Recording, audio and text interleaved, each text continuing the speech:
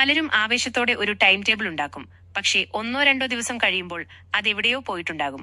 രാവിലെ 4 മണിക്ക് എഴുന്നേൽക്കണം എന്ന് എഴുതി വെക്കും. പക്ഷേ 7 മണിക്ക് പോലും എഴുന്നേൽക്കാൻ പറ്റാറില്ല.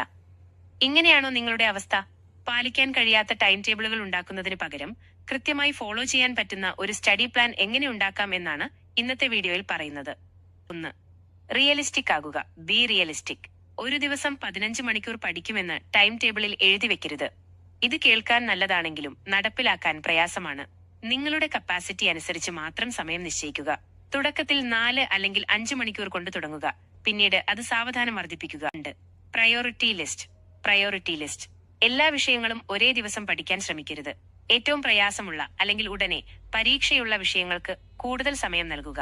ഓരോ ദിവസവും രാവിലെ എഴുന്നേറ്റ ഉടൻ അന്ന് പഠിച്ചു തീർക്കേണ്ട 3 പ്രധാന കാര്യങ്ങൾ 3 മെയിൻ ഗോൾസ് ഒരു പേപ്പറിൽ എഴുതി വെക്കുക.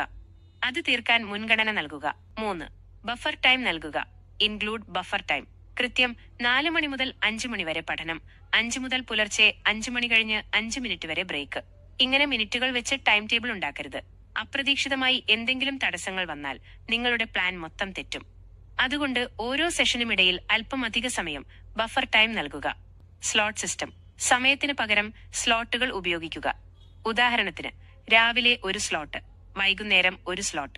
ഓരോ സ്ലോട്ടിലും ഏത് വിഷയം പഠിക്കണം എന്ന് മുൻകൂട്ടി തീരുമാനിക്കുക. ഇത് നിങ്ങൾക്ക് കൂടുതൽ ഫ്ലെക്സിബിലിറ്റി നൽകും.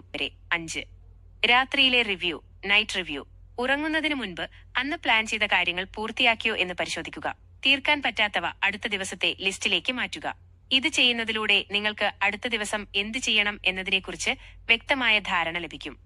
ടൈം ടേബിൾ എന്നത് നിങ്ങളുടെ ജയിലല്ല, മറിച്ച് നിങ്ങളുടെ വഴികാട്ടിയാണ്. ഇത് കൃത്യമായി പാലിച്ചാൽ പരീക്ഷാകാലത്തെ പകുതി ടെൻഷൻ കുറയും. വീഡിയോ ഇഷ്ടപ്പെട്ടെങ്കിൽ ലൈക്ക് ചെയ്യുക. എല്ലാവർക്കും നല്ലൊരു സ്റ്റഡി പ്ലാൻ ആശംസിക്കുന്നു.